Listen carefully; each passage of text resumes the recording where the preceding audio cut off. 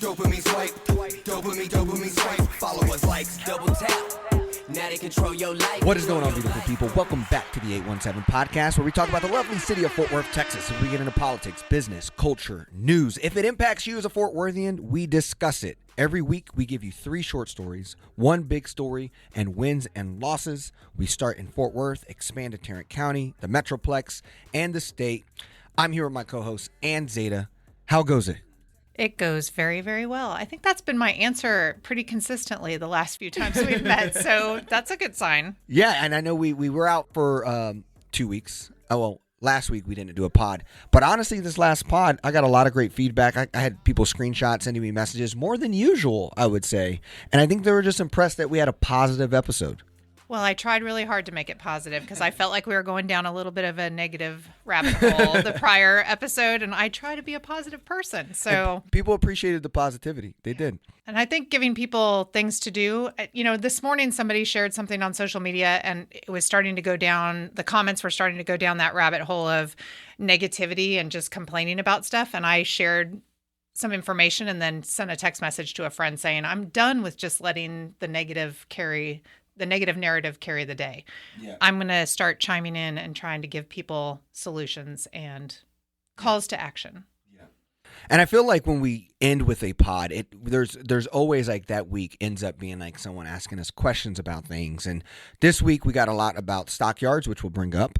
But we're also going to bring up a lot of other important stories as well. But the one I got the most about was, EJ, did you watch the debate? What was your thoughts on the debate? And we came in here today, and I asked you the same question, and we both came to the same answer. Yes. Neither of us watched the debate. Neither of us watched the debate. And I don't know if I think people might be disappointed in us because we talk about how we follow media and stories and try to stay on top of things. But I think in our discussion about debates and whether or not they provide us with valuable information, we probably came away with we weren't going to learn anything in a debate where people are given 2 minutes to speak that we don't already know about these two candidates. So, like, what we're going to say is short story 1 for you guys today, since we want to keep on that guideline.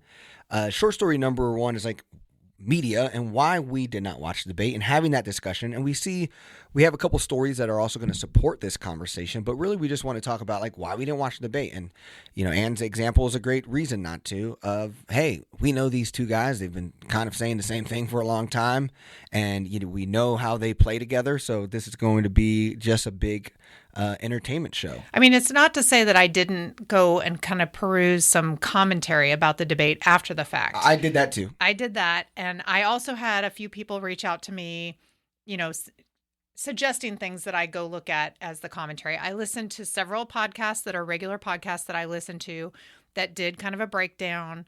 I heard all of the, haranguing about being really concerned, those folks that were Biden supporters, and most of them saying they still are, even though his performance in that debate was bad. And I know there was some conversation about maybe he had a cold and that was what was affecting his voice. And as someone who comes on in this pod and has that frog in my throat all the time and is trying to figure out how to clear my throat, I think that, colds do impact if that is indeed the case. Yeah. But I'm very like, we deserve, after that performance, I feel like we deserve whatever happens in November.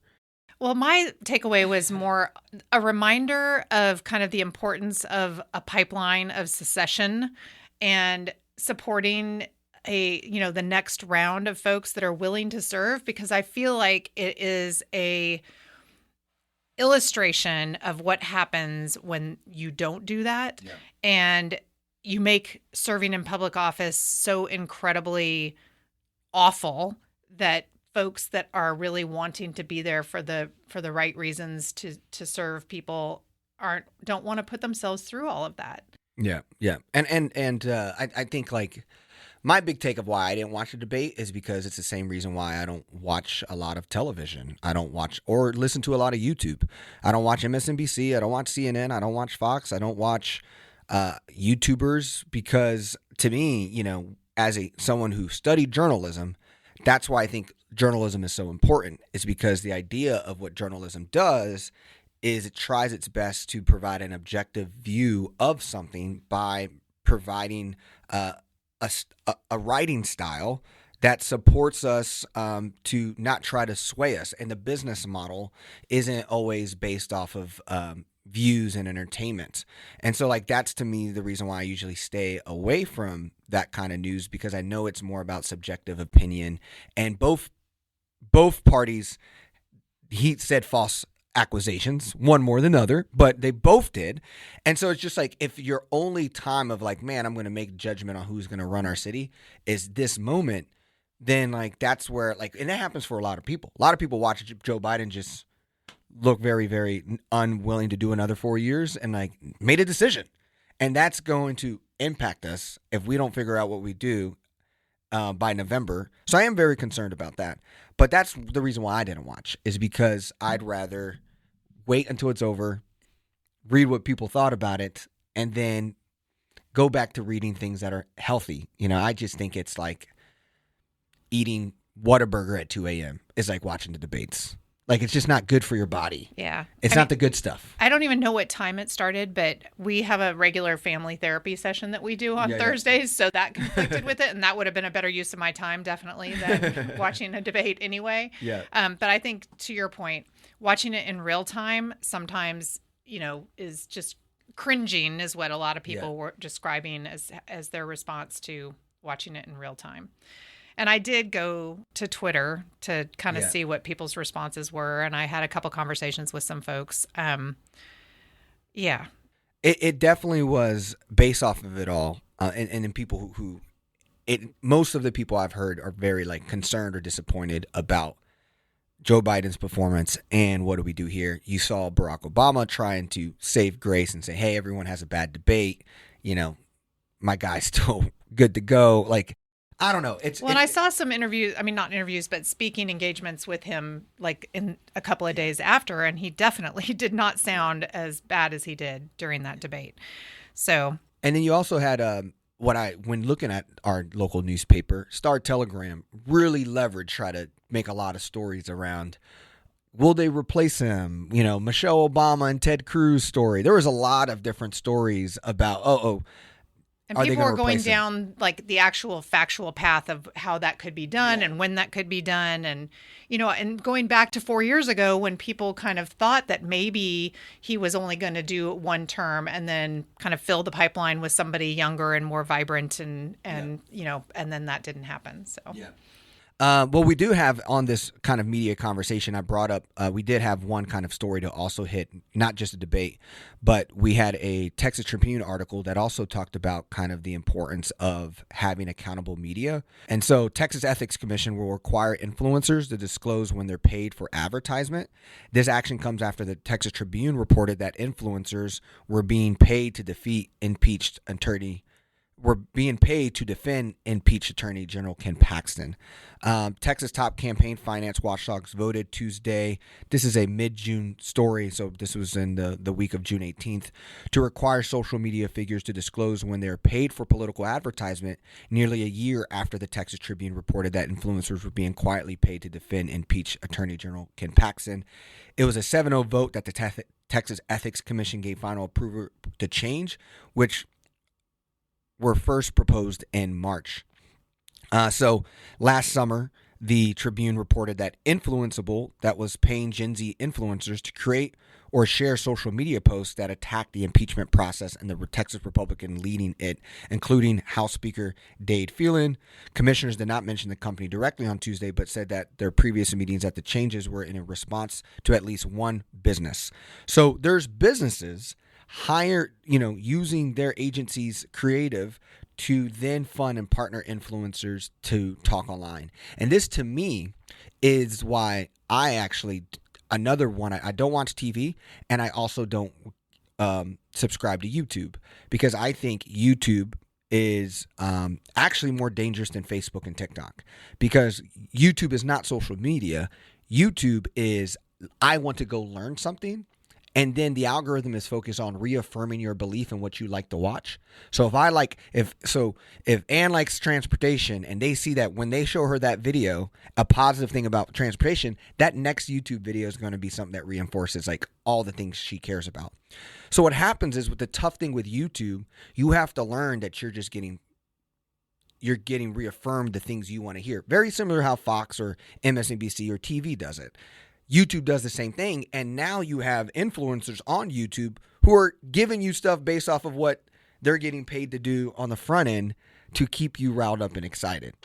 And that is just like, I actually think what Texas just did here, YouTube as a company should be saying, if you're a YouTube person getting funding to spit another thing that is not actually what you want to say, there needs to be some type of like badge or red flag on like how one thing is actually media and how one thing is actually like paid advertisement. Print media has to put that. There's magazines that sometimes would have these sponsored ads and people thought they were, sponsored stories that look like articles, and people would question whether or not that was an article or whether that was paid for. Some of these magazines that do like the top schools, the top lawyers, all that stuff, some of that is paid. And you'll see that it's a sponsored article or whatever, but it's small at the top maybe. And now I guess we'll be getting that on some of these influencers. What I find disturbing is that people would go ahead and promote something that they don't believe themselves just because they're getting paid to do it. Yeah. One would hope that you would have the morals not to do that. That if you have a platform, you're not just trying to grow your platform, you're not just trying to make money, but you're there to have a voice to say something meaningful to you. Yeah. But so like those are so that's and we also talked about last week, you and I were looking at that there was a graph that I shared with you about traffic to traditional news outlets in U.S. is collapsing. Unique visitors to selected news sites May 2024, growth year over year. LA Times, minus 30%. Business Insider, minus 28%. The Atlantic, minus 26%. The Washington Post, minus 21%. Wall Street Journal, which is more mid-right. I actually really like the Wall Street Journal. Minus 12%. NBC News, minus 9%. Politico, minus 8%. Fox News, minus 6%. CNN, minus 6%. The only two that went up, USA Today on readership at 9%, but that one's also free. USA Today is a free one. And then the New York Times at 10%. New York Times is like the Nike of journalism. Like they just have a brand and they have something running for them. And so they continue to get a lot of people who... And I subscribe to that. I do. So of these that I subscribe to, it's the Washington Post, the Wall Street Journal, the New York Times. I do those of the ones I just said. But so it's like more and more, and then you see the other data where it shows, more kids are getting their news, Gen Zers and millennials are getting their news from TikTok. And then how are they supposed to in 30 seconds know, is this person getting paid to say these things? But it's also a post-paid. Like if I get more views when I say Joe Biden is old. And you get paid for your views, inflammatory stuff. And that's why journalism is so hard to objectify because, right, Fort Worth Report has donors and sponsors. And yes, they say we don't, Texas Tribune does too. And yes, they say they don't dictate our news and we have an independent news. And I do think those two business models are the closest thing to really working to objectivity. Obviously, there's subjectivity in there. Reporters are naturally younger. So if they're naturally younger, they might lean a little bit more progressive. So there are things that we all have to watch. But to me, it's just like, that's why I recommend everyone to at least look at some type of news that is not aligned with, if I'm aligned with the New York Times, maybe I'm going to go to the Wall Street Journal to diversify what the other people are saying. I'm a person that are still who, smart. when I read something, if I'm going to share it with somebody, I don't just share it right then and there. I go and do a little digging and figure out if there's another narrative or if there's somebody else saying that same thing. I also look at what other people just share automatically and I look into it and go, "Ooh, that seems a little crazy," and I'll go and look into it. And if I find a source that debunks what this person has shared, I'll sometimes send them a little message. I don't usually call them out on their thread, But I might share the debunking there. Yeah. Half the time I find people get really annoyed by that. Like they don't like to be told that what they have shared is incorrect or false. Yeah. And I kind of stopped doing it at one point because there was one person, this was years ago, who was constantly sharing just these crazy things. And I would send her the debunking and she would just ignore me. And at one point she basically told me, I don't care. Yeah. And I think that's a reason why, like, I was just hanging out with my dad, and my dad is a big Fox guy, and like he's a big, like, we're way opposites. But like, I find it fascinating how a lot of conspiracy news or conservative news, they get to play the game of like, it's not their fault or they're the like underground guys, like the mainstream media. But like, more people watch Fox than CNN and MSNBC combined. So like, technically, anytime Fox is the mainstream media, they're part of it. They're it. Like, they're the number one mainstream media. But then like Governor Abbott, when someone gets killed by someone who is not a legal citizen, he'll somehow be able to position that this is Biden's border and anti-border protection policy. And I'm like, how is the governor of Texas able to clean his hands from situations in Texas, and all of us in Texas are mad at someone who lives in D.C.? Like, it's just like a fascinating way that I think a lot of conspiracy media or propaganda media, it makes it easy for people to be mad at not themselves because it's them over there. And not to mention, sometimes people start spouting things and they'll say, oh, this just happened. And I'll think, wait a minute, I heard about that a long time ago, and I'll go look it up and find out that, it was like 4 years ago. Yeah. And this person has just gotten it in their little algorithm, and they're all wound up about it, and they're sharing it, and then I'm sharing with them. No, this was a long time ago. It's not even something that just happened. Yeah, yeah. And that's a lot of like reposting on social media viral things that were viral 4 years ago. But then they know it's going to be viral now. It's like, oh, this shark attack. I'm like, wait, this is, this kind of could have been a long time ago. So there's a lot of that for sure. And so really this whole short story was like, I think we have wins and losses are at the end of this. We're going to talk about a very important story that you guys should know more about. That's bigger than the debate for you. Like, what we're going to talk about in our big story is the thing that's going to impact you directly as a Fort Worthian. And if you watch the debate, that's awesome, being engaged at any point. And I wish, it was like old debates, where there was two people who were saying something, consciously smart and thoughtful about where we were going. There wasn't a lot of talks about policies. They talked about their golf game. They talked about a lot of like sad, like unproductive stuff. And so, yeah, I hope you also realize, like, as my best feedback I can give you as someone who studied journalism, who's an advocate of it, and believe that I learned a lot how I got to where I am today, or why I think the way I am today. I didn't realize how valuable that education was to me. I just took it because I heard I could become a journalist without having to take a math class. And so I was like, I don't want to take a math class. Math as well. So I became a journalist at the University of Oklahoma. But here's my advice, right? It's, you want to do it's called, you don't want to do vertical reading. You want to do lateral reading. So vertical reading is where you choose one source you like and you just go down and scroll on the same thing. You want to do lateral reading, which is what Ann said. You find a source and then you find 6 or 7 other sources to it, so you can create a comprehensive conversation on it. I also think in a game of where people are trying to hack our realities, you want to have a diverse source of portfolio of what you read, because it's the same way of what you how you invest, right? When you invest money, you don't put it all in one stock, right? You invest it in a multiple different stocks. Same thing I would recommend you to do with your reality and thoughts. And so I know I'm talking to the cream of the crop, because I think that's why you like the 817 podcast, right? We read an array of news, and yes, we have bias. Yes, we have opinions that we're passionate about. But we also do our best to be accountable to that. So I hope you enjoy to watch. There's going to be a second debate, but I also think what we're about to share with you as well is going to be even more juicier than the debate, I think. Let's go ahead and go to short story number 2, which is something we're all familiar about and very important about, and that is the stockyards. So in the news quite a bit recently has been that there is going to be a $1 billion expansion in the stockyards. And this is phase 2 to a development that started in 2014. And the reason I know as much as I know about it is because the very first council meeting that I ever had, right, the meeting where I was sworn in, was the meeting where the city made a decision about the first phase of the stockyards. And that was a very controversial decision. There was a lot of opinions about whether or not this was a good idea.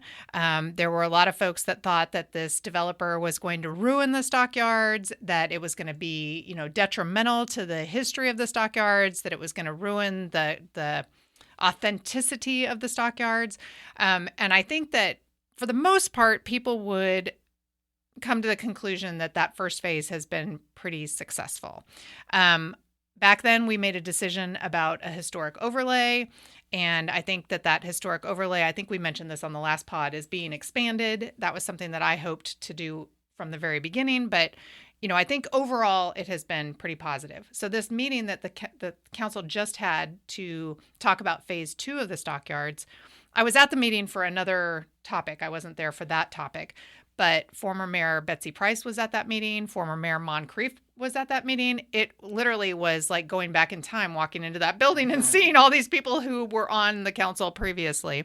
And they were all there for phase 2 of the stockyards. And there was an article, and I don't remember if we talked about it or not, that basically talked about that phase 1 and that Steve Murrin, who is considered kind of the mayor of the stockyards, he had some reservations about these development plans for the stockyards. And in that article, he basically said that he was completely wrong, that none of the bad things that he thought were going to happen with phase 1 happened.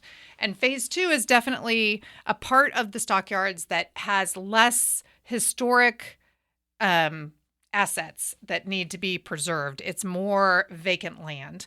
And in that vacant land, they'll be building new things. And some of the things that they're adding are parking garages that are underground, so it's not surface parking. And so all of the complaints that people have about not being able to park there will likely be addressed by that. It may not be free, people, so don't get too excited because there's no such thing as free parking. Yeah. Somebody is paying for it, even if you're not individually paying as you park your car. But that is going to be one aspect of it. But the article that we have talking about it is that it's a spotlight article in the Fort Worth Star-Telegram saying, do you have questions about the stockyards $1 billion expansion? Tell us and we'll track down the answers. This was just approved by the council. And they said that there's a lot that they don't yet know about the project, but I think they've laid out quite a bit of, what's going to be where. And it looks like they have a Google form where you can answer, like, what do you want to know about the Stockyard Expansion Project? And Star-Telegram will then be able to report on it. I do have kind of like looking at the city estimates that the upgrades will bring over $425 million in new net taxes. The project is scheduled to be completed by the end of 2032, per the Fort Worth report. And you were talking about how it's not so much of old things being redeveloped. Last phase was they redeveloped Mule Alley. Excellent job. Hotel Drover. Excellent job. Fort Worth officials say the additional increase to area's property value and have generated new sales and tax revenue. You can kind of feel that with that phase 1. And it also, something that I've had several people approach me in the last couple of weeks since this happened, asking me, what do I think about it? And one thing that does bear repeating, when people see $1 billion investment and city involvement and tax abatement, they think the city is taking tax dollars collected from you and me and giving it away to these developers, when what is happening in actuality is these taxes are created by the development and they're not being required to pay all of those taxes that they would normally be required to pay. But none of those taxes would exist at all if the development wasn't happening. So these are dollars generated by the developer. They will get an abatement on that, and there will be some of those taxes that they get to keep instead of paying to the city. So the city wouldn't reap all of the taxes that would be, but they also wouldn't do such a huge development if they didn't have some tax incentive. Yeah. Yeah, looking at it, it says after developers construct the garages, they would sell them to the city for up to $126 million and lease them back for 30 years. And the one thing that does bother me a little bit about these parking garage agreements is that I really feel like that incentivizes driving. And I am not a huge fan of these economic development packages that include the city owning parking garages. I just would like us to stop incentivizing driving and parking and incentivize transit at a higher level, which we can talk about in my wins and losses at the end of the pod today. Yeah, and the city gave heritage incentives in 2014 for revitalization of stockyards, but the new agreement will take the 21 remaining grant payments and redirect them back to the second phase of the project. So there was also a part about that. Additionally, Heritage would make $15 million improvements to Cowtown Coliseum with benefits for Fort Worth bovine residents and a team that supports them at the Fort Worth herd, including a new barn for the steers, horse stalls, and steer pens, and dedicated parking. So at the end of the day, like, I had friends in town. I took them to Panther City Barbecue. I only could see them for an hour because they were here for the soccer game that was at the Cowboys stadium. And they were here. They like only came for the day. And I actually told them to go to the stockyards because they're from Reno, Nevada. And they had 2-3 hours. And I'm like, it's the most Texas thing in Texas. Go enjoy it. And that's why I like it and support it. Like, so I am pretty like, hey, what are we doing for our actual local residents and the places that really make Fort Worth? The Cowtown thing is great for people who are traveling to Texas and want to feel like Texas, but we also need to do things that show people that Texas is more than that. And what are our destinations people are going past the stockyards? But at the end of the day, the stockyards works. It's a great right hook. It works. It lands. So it's great to see that it's working. But you also have some other development that the city is kind of looking at differently and trying to be more aware of other spots. So tell us what's going on in Woodhaven. I think we've learned some lessons with looking at the impact that a stockyards development and redevelopment and a Panther Island development can have on adjacent communities in Northside. And we've talked about that multiple times. But I think those lessons learned are helping to inform how folks are looking at some development that is being proposed and is upcoming in the east side. So we've had several articles talking about Woodhaven and the redevelopment of that area.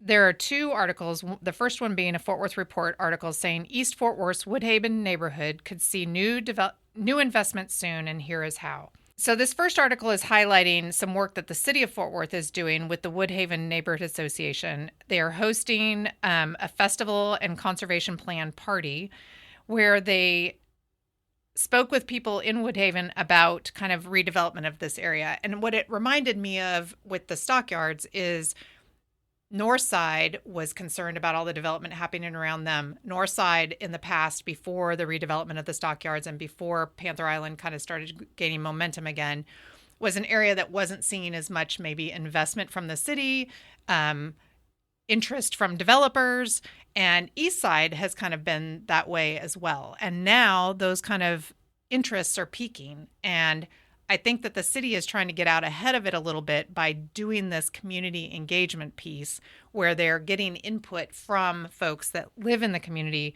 and not just coming in or allowing developers to come in and go forward with their plans.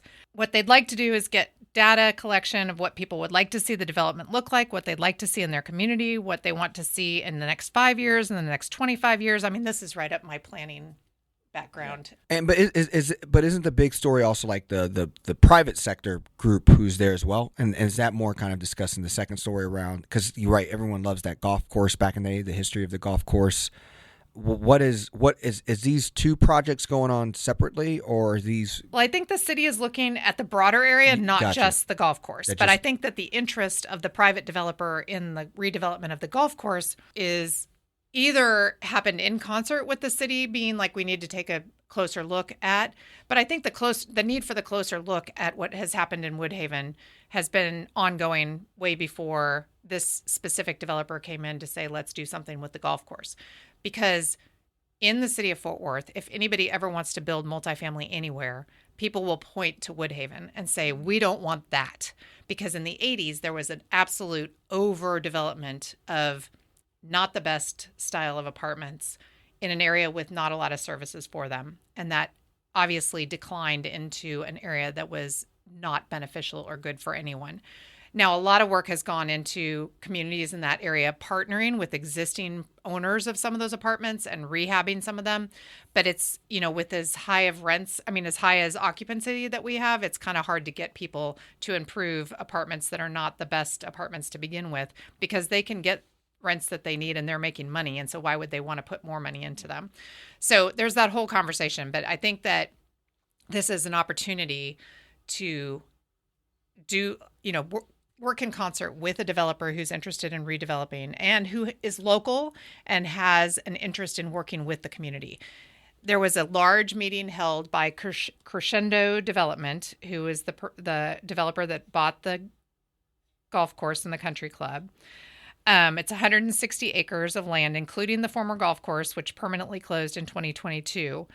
They're looking at all of the information about crime statistics have spiraled over the decades and clearly show that there's work to be done in this area to make it safer for people to live and work and play.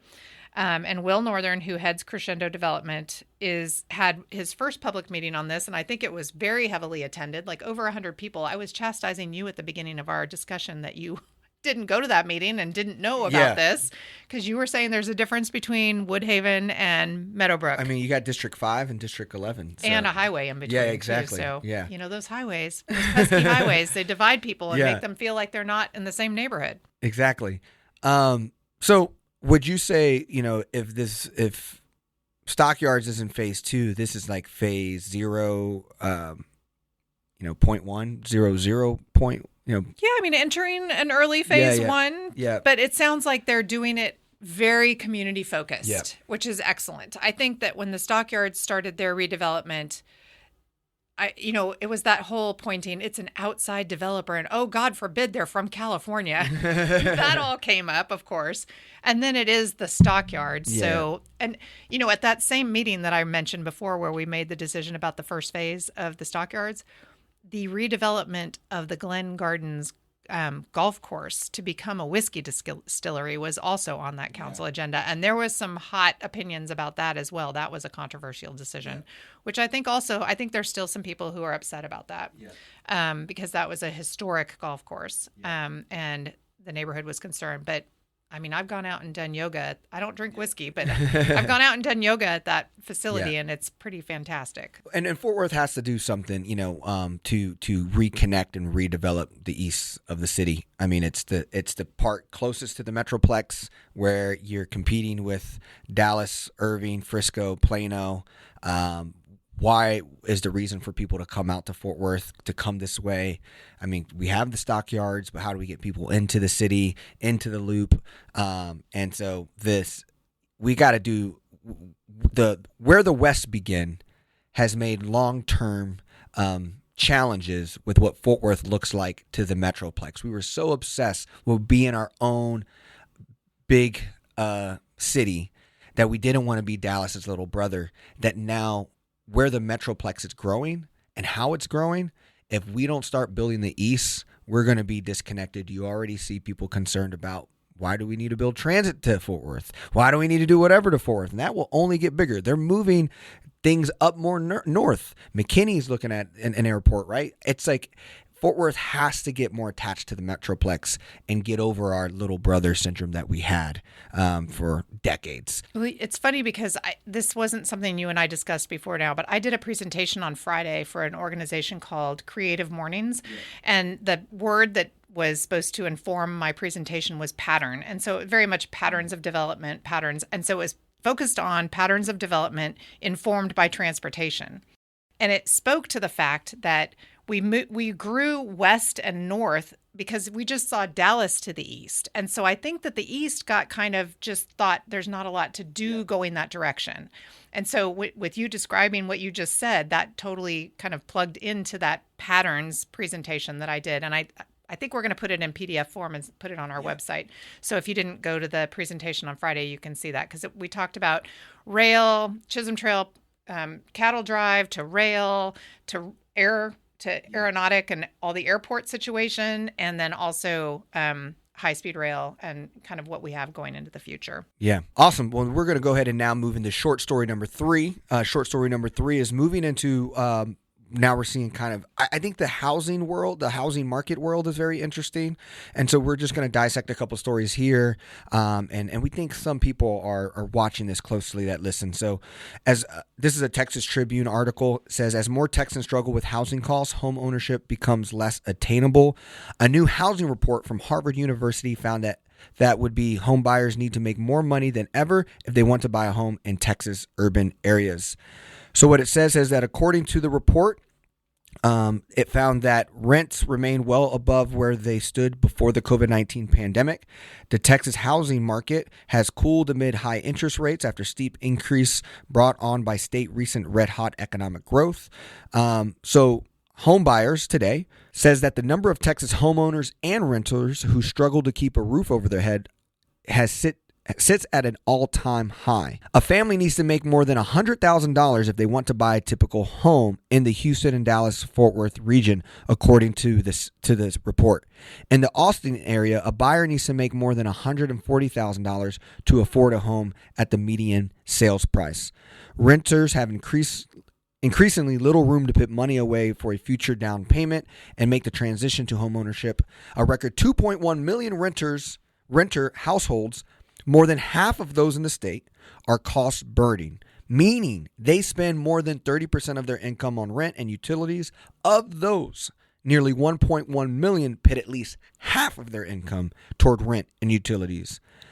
So obviously this is something we've talked about in the past, but another data just is proving that Texas is only getting more difficult to create home ownership, which it was a lot of the reasons why people were moving here in the first place from other cities, is so that they can start a family and buy a home. And so that idea of that Texas dream is looking a lot more difficult. Yeah, and a lot of the affordable housing that the city has kind of supported and grown has been on that rental side of things. And so there are some efforts now, and we have another article that we don't need to go totally into, but we'll put it in the show notes, that Fort Worth is moving forward with an affordable housing effort through First Land Trust. And this is a little bit of a different thing than owning a house where you own the house and the land. This is where what keeps it affordable is that the trust owns the land and therefore requires that the house stay affordable. So if someone buys the house, they can sell the house, but they can't sell it for, a huge amount more because the land is owned by the trust. And so there's dictates as to what you can sell it for going forward. So it does help on the side of kind of building generational wealth more because you actually own something that you can sell. Can you make a windfall and sell it for a ton more? No, but that's to allow that stock to continue to be available so that all of the housing stock in your city doesn't get to a point where it's unattainable. Yeah, and looking at that article here too, it says nearly a quarter of the state's 6.9 million homeowner households spend too much on housing as well. So looking at the 30% of their income going to their where they live. This was also in the report, the state's high housing costs and shortage of housing affordability fueled a 12% increase in homelessness last year. According to the estimates, more than 27,000 Texans did not have a permanent roof over their heads in 2023. And then about 11,700 Texans experienced unsheltered homelessness, meaning they slept in their cars, under bridges, or in places not fit for human habitation. This is just interesting because when you look at this next story we're going to bring up, focused on locally, this was written by the Star-Telegram, Miss Jamie Moore Carrillo. Fort Worth housing inventory climbs to its highest level in a decade.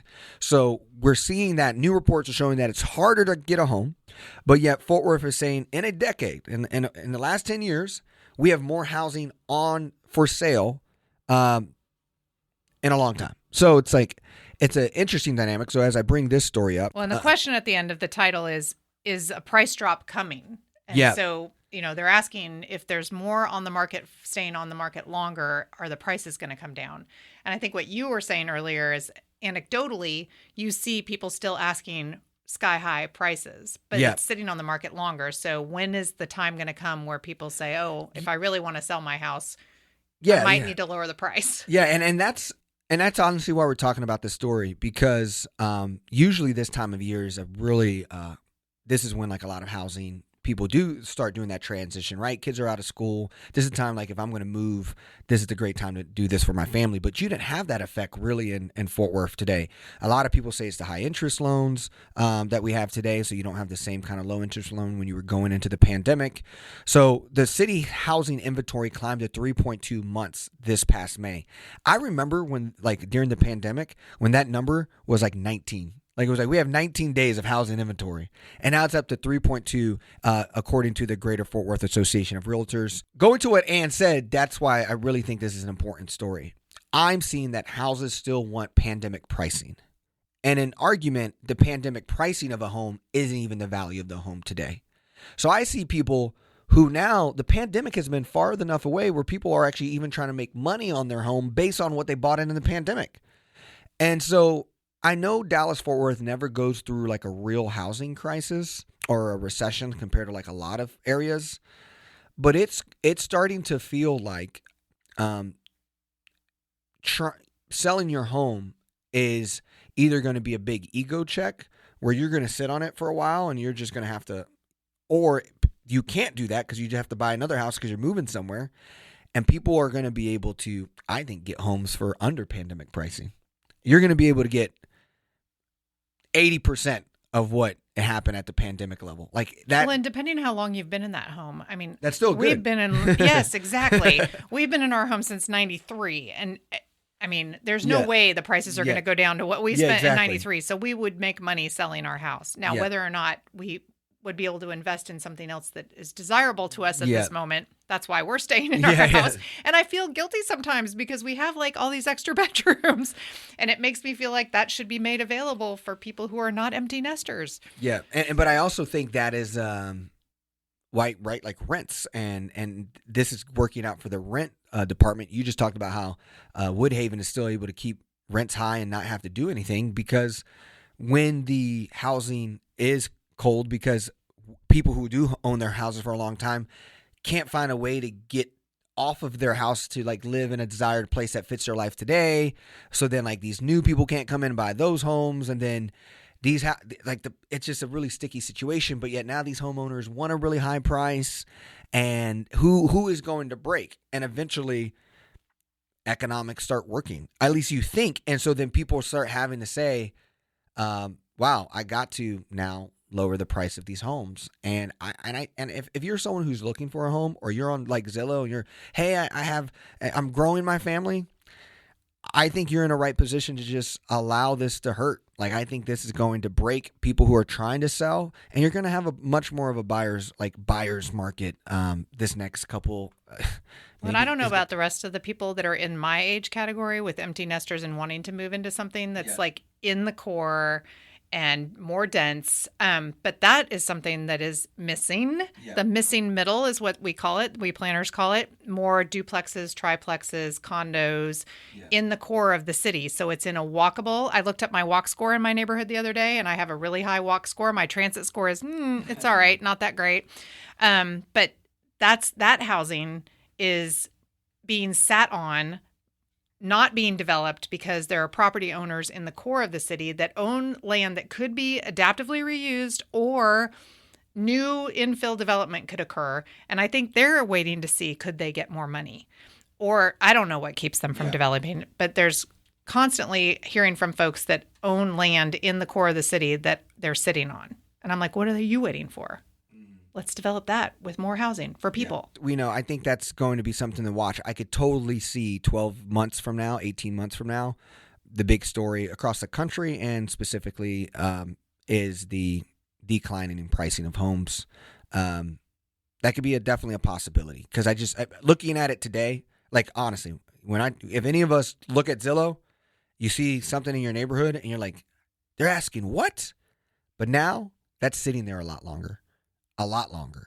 And are these just people who are trying to see if someone would bite, or are these people who really need to leave that house? And if it's people who really need the house, now you need to have something for them to go to. So like now dropping it $30,000, $50,000 might have to happen. And some people might be able to have that flexibility to to do that. And this is big for me because I see a lot of my friends. I'm at the age where my friends are having a second kid, a third kid. Now they're thinking about, oh, we loved our starter home, but now I want to go. But I think if they could, there's a lot of people who I think like if you can hold on wherever you are, if you live at home with your parents, if you have an affordable apartment or whatever, I think like it feels like the going up is going to stop, and now possibly like you'll have more options. So we wanted to talk about housing today as well.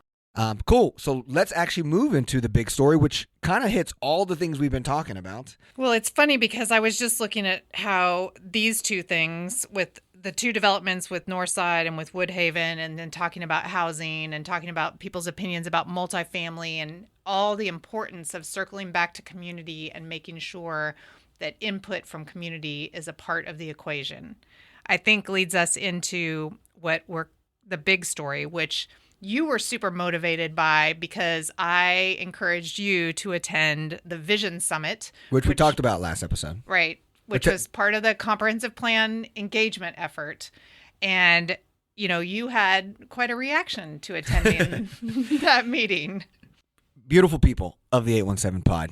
I can't express a lot of times when Ann gets excited about something, I don't fully compute it, and I'm like, why is this such a big deal? It seems like everyone would agree on certain things. The Vision Summit and the comprehensive plan, it's 25 or 30 years prep plan. How long? It's like a 30-year plan. 2050 is what we're planning for. And so the last one was 30 years ago. We have not done a full update for our comprehensive plan. So we're talking 1995, 96. Yeah, it's a long time ago. Yeah. I mean, they've tweaked it around the edges over the years. And they make this every 30 years. Cities do this. They should, and not all of them do. And in your ideal world, they would do comprehensive plans more frequently? I would think every 20 years, do a whole re-look.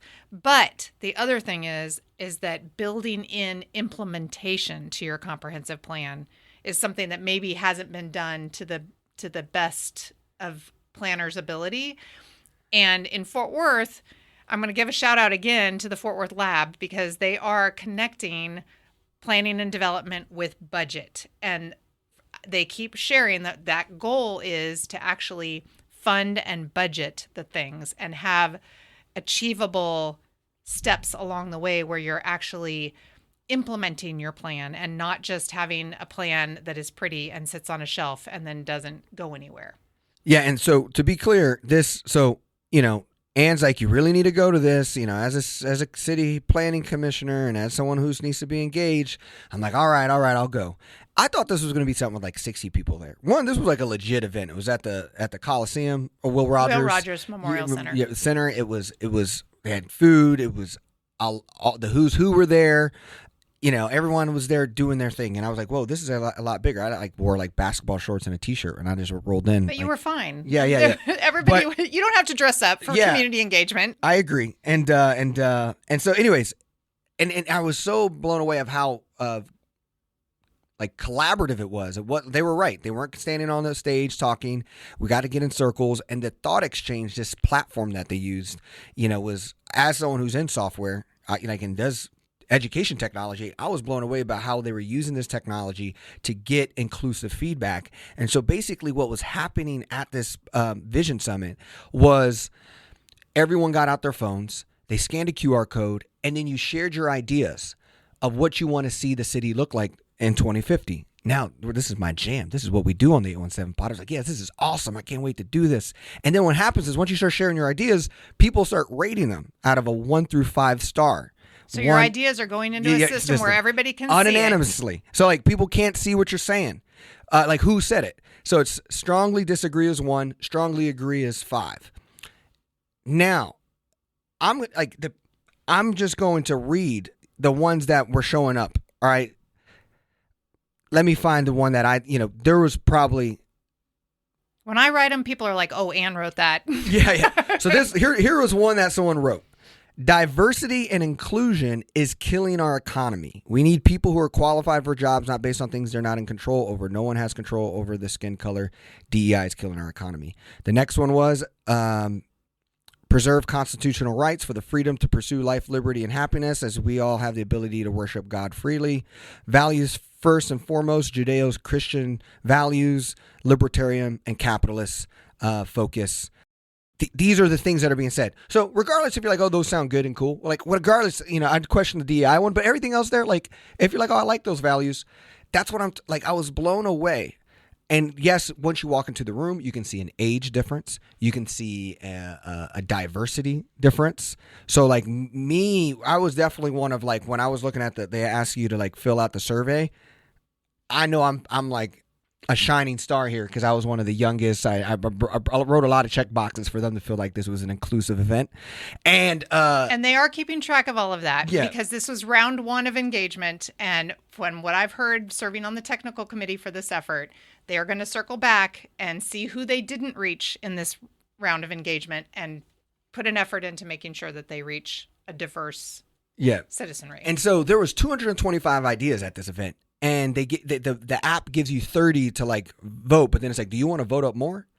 I'm not lying to y'all. Since then, I have voted on every single idea. I went through the whole thing, literally drinking wine at my house and some cheese, and I just slid through and marked every single one. You're a better person than me. I didn't even do it to that level. But I was so shook on like just the some thoughts. of the things that were being said. And so what we're gonna do in the big story today is actually do it with you guys. We're going to rate thoughts, me and Ann together. Strongly disagree, strongly agree. We wish you guys could do this as well. Unfortunately, this is why we made this the big story. For the first round, today, Sunday, June 30th, is the last time to give feedback. But they're going to open up the thought exchange again for their later ideas. And we'll make sure to let y'all know that early so that because then what's cool about it, you don't got to go to the event. You can just question everybody's thoughts from the event and still throw yours in if you can't make the physical event. And so, I mean, I was still sharing thoughts and ideas yesterday, and this event was 2 weeks ago. So, but we're going to go through some of these and just rank them and just so you can get an honest scene of what people are saying. And like, I just want you to realize the most people in there are people who are talking about 2050 and they're going to be 80, 90 if they're like maybe not even here.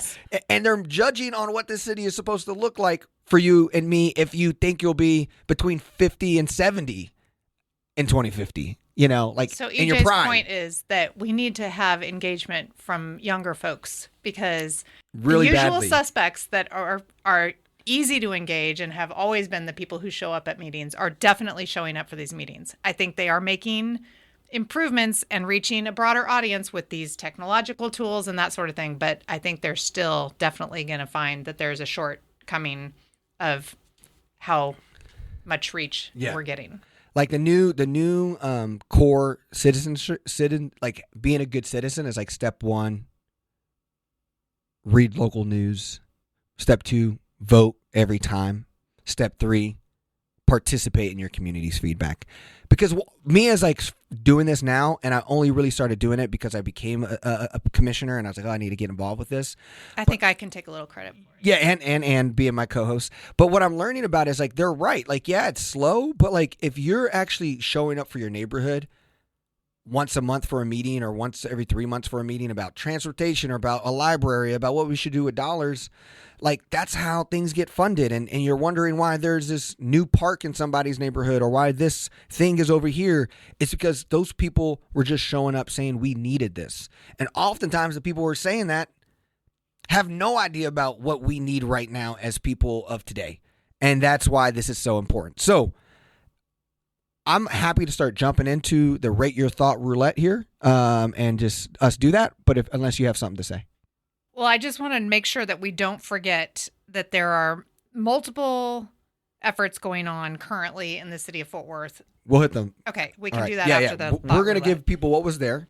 So the first one I have here for rate your thoughts, it was invest, build, staff, and maintain city community centers for residents.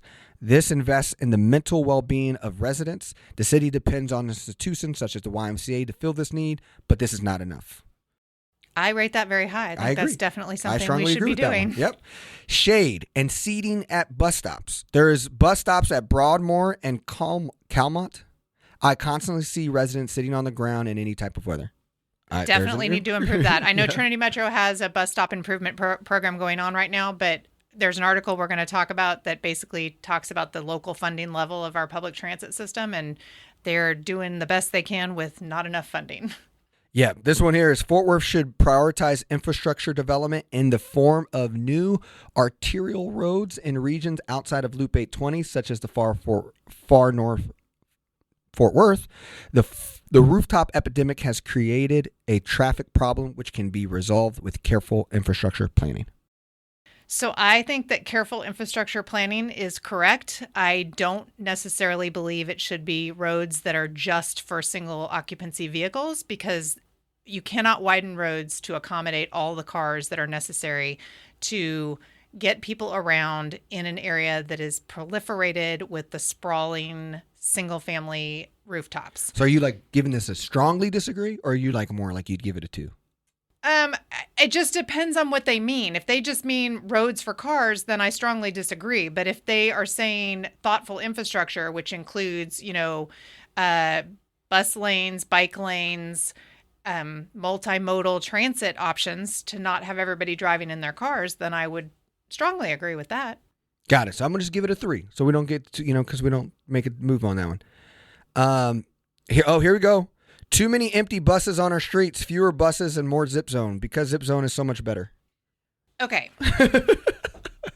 First of all, the article that I'm going to talk about later talks about the ridership levels. That is not anecdotal of you just looking at a bus driving by. Yeah. It actually reflects the number of people who are riding our transit system. Zip Zone is a very helpful service, and I like it more than I like people using Uber and Lyft, because it's a higher capacity. You could put more people in a vehicle than just one person.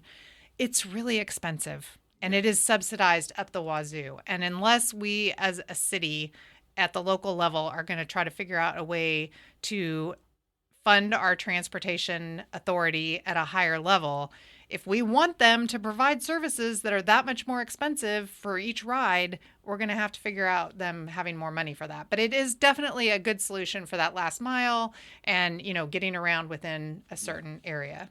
Got it.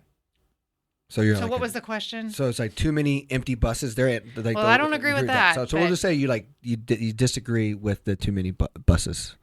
They're saying too many buses that are empty. I mean, I'm not going to say that I don't see empty buses. I do too. Buses. I do too. I agree. But I think we need to look at data, not anecdotal. And I think Trinity Metro is looking at low ridership routes and reconfiguring those and replacing that with zip zones in appropriate locations. So I think that I would rate that I support it, other than the disparaging remark about empty buses. How about this one? Fort Worth will only remain. So the question, I forgot to even tell you, the question is, imagine your ideal Fort Worth in 2050. What makes it a great place to live? So this is what people are responding to. Yeah, and not everybody really responds to that question. Yeah. So, but they're talking about what they want to see in 2050. So here's a good one. Fort Worth will only remain Cowtown, a nickname longtime residents embrace, if we don't succumb to the 15-minute city nonsense. I don't understand what they're saying. I think this person is saying that the 15-minute city is some conspiracy to control people, which is nonsense. What is the 15-minute city from? What is that? What is that? It's like making sure that you develop and build in a way where people can get to the services that they need in their daily life within 15 minutes. Not necessarily in a car, but I can walk to a grocery store, I can drive to a grocery store, I can ride a bike to a grocery store. All the daily things within 15 minutes. Now, this conspiracy theory that has kind of taken off amongst some people is that we're trying to control people to only stay within 15 minutes, and that if they are going to drive their cars in certain areas, that we're going to do fines and fees to keep them within boundaries and things like that. And that's not an accurate interpretation of a 15-minute city. A 15-minute city would be a positive thing. It would make sure that we allow... Now, those sprawly areas that don't have any of those services within 15 minutes might have to figure out a way to have kind of commercial centers that are dispersed throughout them, so that they can... And then open up the walls that wall them off from from the arterial roadways that kind of go in between them so that people have a way to get to them. And it's hard to retrofit some of that development because some of it is very curvilinear streets that have cul-de-sacs at the end of them. And literally you have to put it in the GPS to get out of your own neighborhood. And the only way to get out is basically driving. So some of those places would be harder to fix. What I think is a fix. So I think that person is disparaging 15-minute cities and saying that they're a bad thing. So I would not rate that comment high at all. Yeah. And I think that was my biggest take too, is how many people were like, Cowtown, we got to restore the West. We got to keep the West. And I was blown away just on this idea of like, I think if I was being honest with myself of like, what is the common thing, and looking at the data, because it allows you to view the results. I think the common thing overall is that people want big city amenities and a small town feel. That is like the big thing that I think was said. However, you have to define what is important about the small town feel. And I think what to me is important about the small town feel is the friendliness, the running into people that you know, the having access to the people who are the decision makers in our communities, you know, being able to reach out to your elected officials, the congestion caused by driving, you know, makes people feel like they're in a big city, I guess. And I think that we can keep the positive things of those feel-good community friendliness, but not if we fight every amenity that is necessary to serve a population of 1 million people, because we see that as some kind of big city thing that we want to not have happen here. Because we are a big city. Yeah. We're approaching 1 million people. And we are a property rights state that is not going to put growth boundaries up and is not going to tell people they can't develop their land. Now, we could stop incentivizing some of this development that isn't as economically good return on investment, and that might slow down the sprawly growth that is harder to serve. But other communities have physical barriers that stop sprawl, like mountains and bodies of water, and we don't have that. We are now starting to identify open space that we would possibly like to purchase and maintain as open space because it is a natural prairie land or a watershed that is important to controlling stormwater runoff and flooding. And if we do those things, that can kind of help temper that just massive growth. But we're a big city, and we need to not say no to the things that help be those big city amenities that, like you said, people want those things. Well, and I think what the biggest thing is, getting anyone to see out to 2050 is really, really hard. Like if we just went back to 1994 when we did this last time, I mean, the internet was just really a thing. It really wasn't even consumer. The first mobile smartphone hasn't even showed up, you know, so I had that big brick phone with the stationary antenna on the top of it. Like, and then it's like, so like you had this social media revolution with online communities. Then I also think the affordability of flights and planes, and one of the best things the DFW got right is the airport. And it's just, to me, so hard for people to see so far in 2050. So my personal opinion is I actually think this whole small town feel, big town amenities is like the evolution of like Cowtown, but like it's still too old school, because I'm not even saying I know what 2050 is going to look like, but if anything, if they're really projecting what was that, like by 2060 we're gonna be at 30 billion people in the Metroplex. You remember like the crazy like Metroplex growth stories? And if that's the case, then you're going to have a small town feel among your communities where, you have stockyards, but then North Side, like you said, feels good. But then what is Panther City and the people in the near South Side, and like they're going to be communities. It's like the 5 boroughs of New York City, right? Like Manhattan is different than the Bronx, different than the Queens. Every place is different, and so I imagine 2050 Fort Worth is going to have to do that as really, really well as well, where people from their areas of Fort Worth feel seen, safe, and heard, but that people who also want to be there can visit there. Imagine people spending a full 4 days of visiting and traveling just in Fort Worth, not having to go to Arlington to watch a Cowboys game, or not having to go to the Perot Museum in Dallas, which we do a good job there. But, you know, not having to go to Carrollton to get good Asian, you know, the Asian food and go to do that kind of stuff. It's like, I think, yeah, Fort Worth just needs to get ready for Cowtown needs to be. Well, it doesn't define the entire city. Yeah. And it's not just for tourists either. Yeah. If we make, like you said, those areas defined by kind of the culture of those areas and provide those things there, that's not just to attract people to come from other places. It's for us to go and enjoy those places.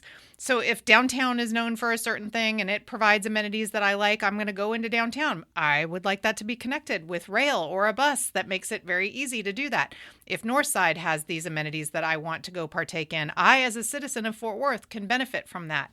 If near Southside has, I mean, currently it does. So some of those communities already exist and are already providing that amenity, not just for the people that live in them. So what we need to do is for the greater good of the whole community, not just what is good for me, like you said before, but what is good for we, is connect those areas, make them accessible for everyone, have ownership and pride in all of that, so that we are willing to pay for and support the things that allow those things to be successful, even if it's not our neighborhood. Even if we might not go there every day. I'm perfectly happy to be supportive of improvements happening on the east side, on the north side, on the south side, in the west side, kind of southwest where I am. I want all of those areas to be successful. And I see the greater good of the city being supportive of all those things and not just being in their little bubble and their silo and being like, I only want you to spend money on something that's going to benefit me directly every day in my neighborhood. Someone said Seattle Space Needle, Chicago Bean, Dallas Reunion Tower. Fort Worth should invest into or lean into a landmark which people can embrace. Well, it's interesting because Fort Worth art and public art has a iconic art piece in their long range plan. And I think there is some funding for that already. And there's some locations that they have in their long range plan. So that's another vote for supporting Fort Worth Public Art Program. Yeah. We could go through, again, there's hundreds of these, and unfortunately you won't get to look at them because it closes today. Yep. But all in all, most of them are thoughtful and thinking, you know, of Fort Worth in a healthy way. But there are some that are stuck in. Yeah, I did want to say you were kind of calling attention to a lot of those ones that are shocking from our perspective. Yeah.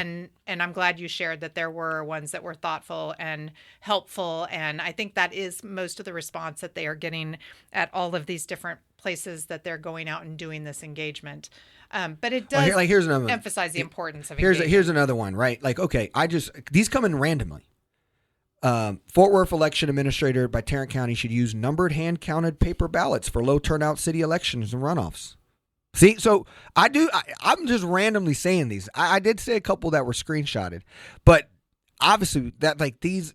So what happens is, and I'm not even saying anything about being an older person, but often older people are more conservative, and so when there's not, and then often. Young people are very progressive, just naturally. So when you have a room of everyone is 50 and older, you're going.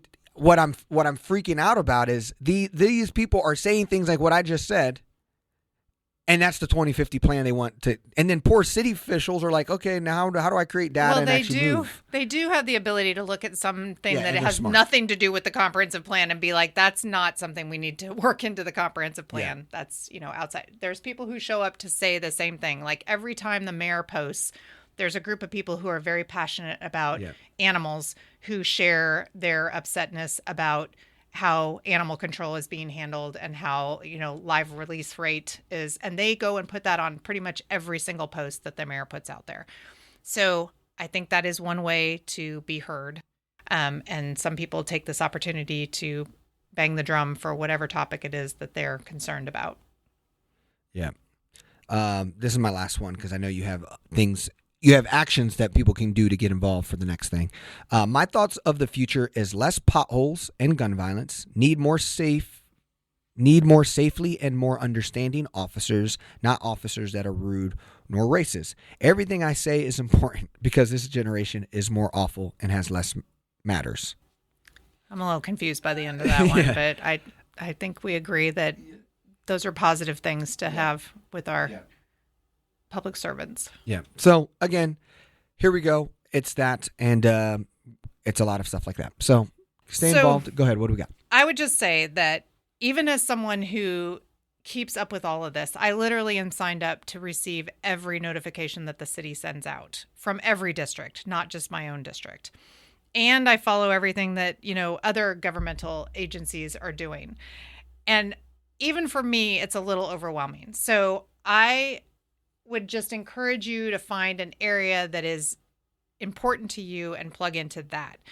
But we do have a lot of things going on right now that are connected to each other and will be beneficial overall. And my hope is, and if there's city employees listening to this, hopefully they hear this too. I've said it to them directly, so it's not just calling them out on the podcast.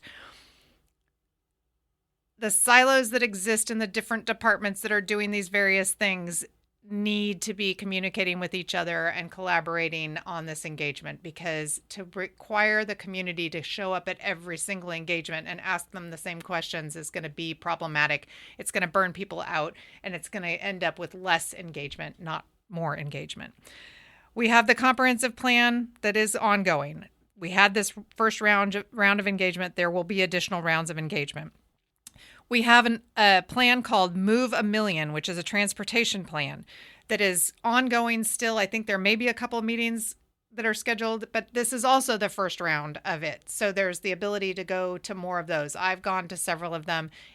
They're doing a great job with how they're handling the engagement. And if you have in the past been involved with the work that created the Vision Zero plan, which is bringing the number of deaths on Texas roadways to zero, which I saw a Post-it note at one of these engagements where they were basically calling that a conspiracy theory and saying, oh, if we only knew what Vision Zero was really about, we wouldn't want it. I have no idea who would not want people to not die on our roadways, but that was one of the Post-it notes at one of these engagement meetings.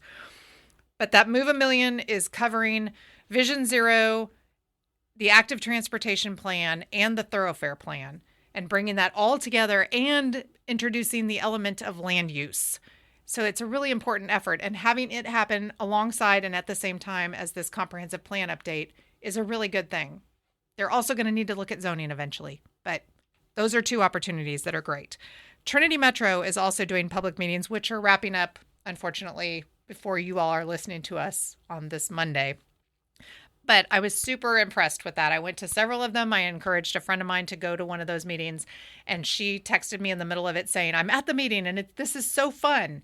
And when I went to the last one that they had over in Northside, at the Northside Community Center, the boards, they had carried them throughout. And so all of the responses were on these boards, and there were just hundreds of dots on the various boards answering the questions that Trinity Metro was asking. And then there's the Urban Rail Committee that is going to start meeting at the end of August. And so I assume that there'll be some public element of engagement for that. So I will make sure that EJ has all of the websites and links that allow you to sign up for whatever it is you feel like you want to keep on top of. You don't necessarily have to sign up for every communication that comes out of the city, but some of this stuff is on the city's website. Some of it's on websites that have been set up specifically for the project. And there's supposed to be an engagement platform on the city's website that has everything that you're able to engage in a one-stop shop for engagement. I think they're still working out the bugs with that, but that is the goal of the future. And it's important that this happen, and it's important that people find what they're passionate about and get engaged. Yeah, so Ann doesn't have to do the lonely fight, and her and her team. And I think a lot of why Ann would go on these rants like about stuff like this, and I'm like, she's really passionate about this. I'm like so confused. Like, I don't get what, like, I have so much other like priorities to be thinking about as this person. And I'm like, man, I don't know I can really go fight against these big road guys. But like at the end of the day, what I learned is that, people show up and they complain about it, but then they can't complain about it from a different lens. And what I'm learning is that those lenses then impact the feedback when, someone wants to do the same thing, and their idea of Stop Envision Zero is now we're having no bike lanes or having no bike people, and that's what they think is the solution, is less people on the roads would be if the roads were only for cars.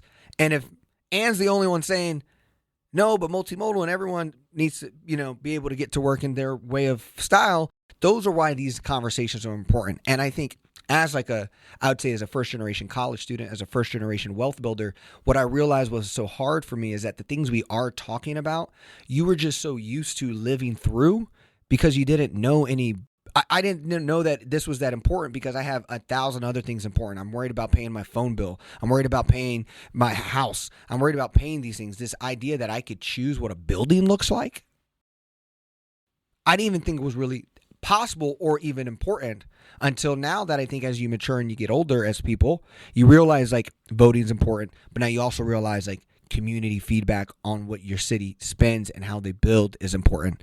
And that's why it was a big thing for me, was just like, I feel like I'm at a space and time in my life where I was like, I see it.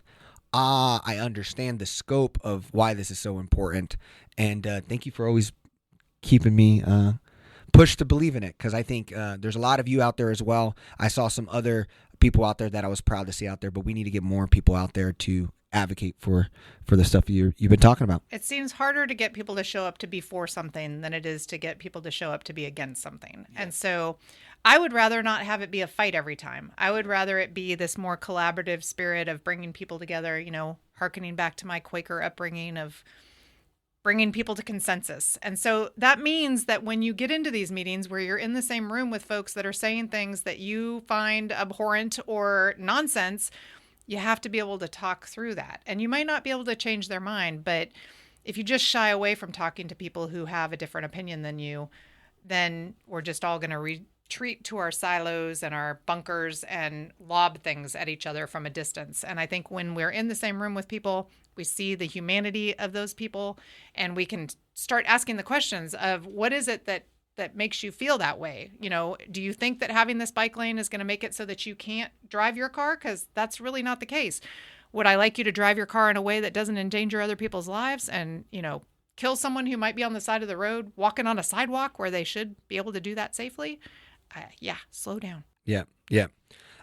Cool. Well, we're going to go into wins and losses now.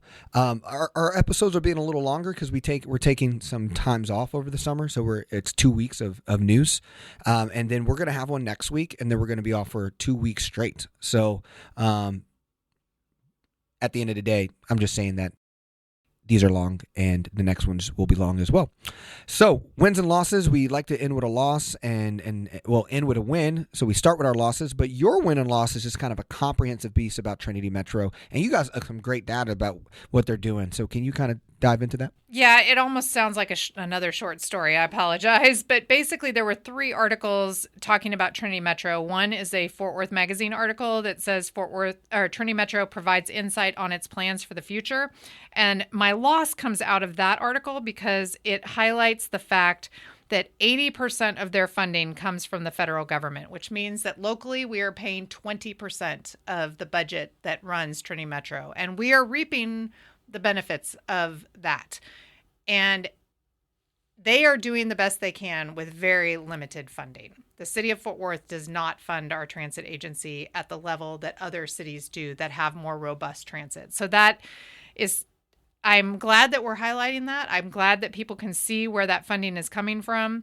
I hope that people will understand the value of supporting a robust transit authority at a higher level, even if maybe they are not going to be riding the bus or taking the train. If other people have other options, that literally does impact congestion and reduce congestion, whereas widening roads induces more people to drive and the congestion will just return and fill up those lanes. So my loss is just that level of funding for our local transit.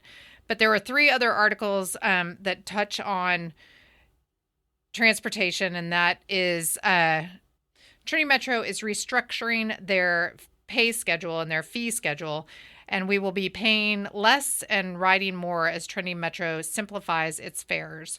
So my win is that the engagement that Trinity Metro did just recently, I think, is going to result in streamlining services in response to the input that they receive from the community, and they're simplifying fares. And, I don't know how they continue to provide service while lowering the fares, but I'm glad that folks that can't afford are going to have that relief. And it's going to be easier too, because you can plan your trip and it will provide you with a ticket that covers everything. So if your trip includes taking the train and then needing to get on a bus or needing to get on Zip Zone, all of that will be covered under the platform. And I went and got my questions answered at some of the engagement, because my app was not showing the little GPS locators of the bus. And when I travel by transit, I like to see where the bus is so that I can relieve my anxiety about whether the bus is coming. And on the app, you can see the little buses driving around with their little arrows showing in what direction they're going. And it's just a matter of zooming into the appropriate level where you get to see the buses. And that's what I was missing. So I got my questions answered. So there's my loss and my win. Yeah. And I mean, 17,000 riders on a weekday. Yes, that's a lot. Yeah. That's so a lot. All the buses can't be empty if 17,000, 17,000? Is that what you said? Yep. 17,000 people are relying on the bus. And 80% is funded by the federal government. And that's my other thing. This whole idea of less government, the government runs so much of our life. So much of our lives, and it really stewards our economy in so many ways. It's stewarding our transportation vision right now, and we need to do more to support it.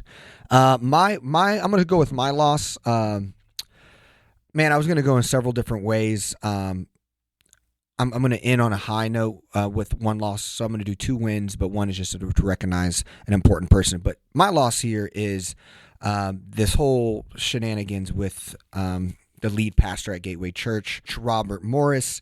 This has turned into national news, of course, but Robert Morris resigned from his position on June 18th after he admitted he sexually abused a girl who is now in her 50s.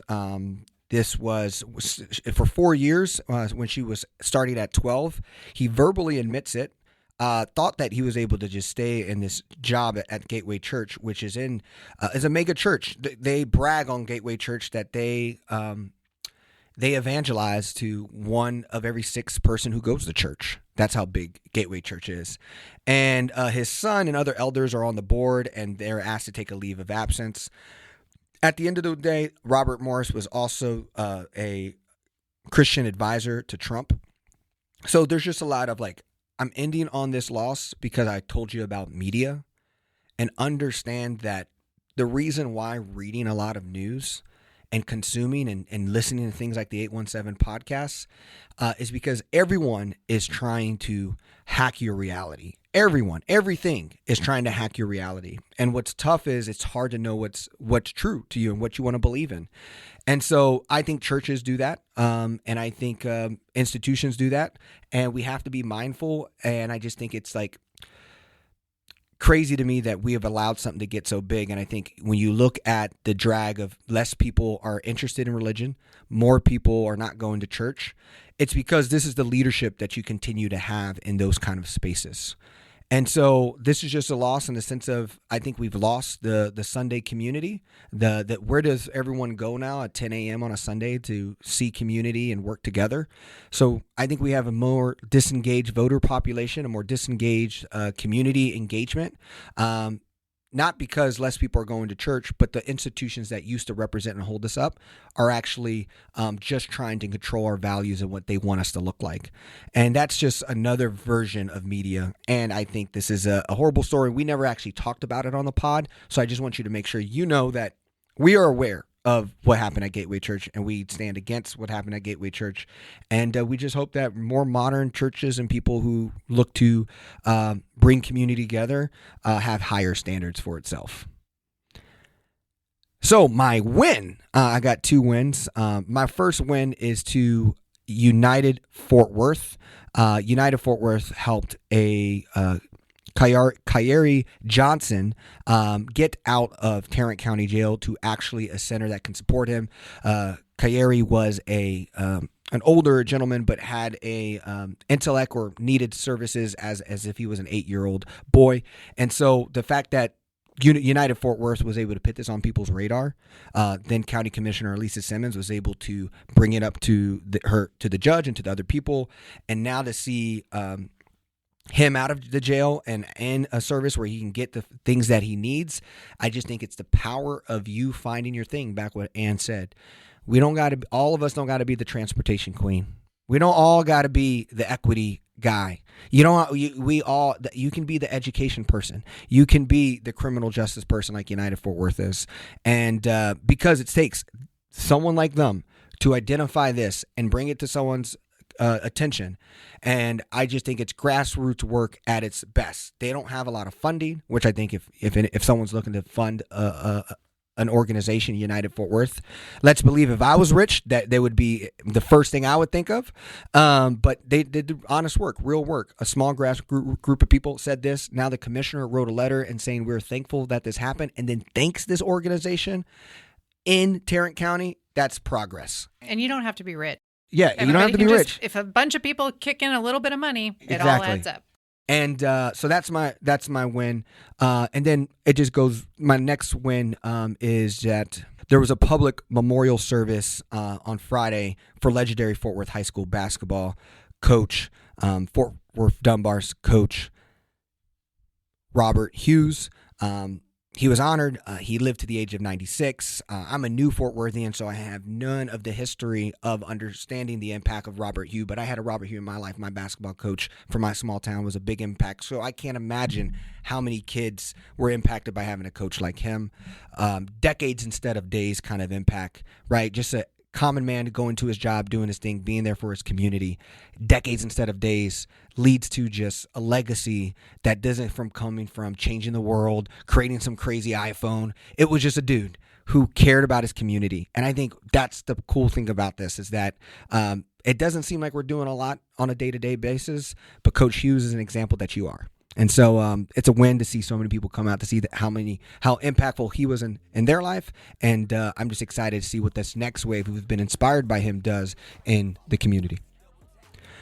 All right, beautiful people, we will be back next week because we want to make sure we give you at least 2 pods in July because we have a lot of travel. And so next week we'll be here. The following 2 weeks we won't. And then we'll end on the following week of July. And then we'll only have 2 in August as well. So we're going to be giving you a little longer pods so that you can have some stuff to break down over 2 weeks. And really thankful for you to be listening to the 817 pod. So hopefully you all are doing some traveling like we are to get out of the heat of Texas in July and August. And we appreciate your patience with our abbreviated schedules over the next couple of months.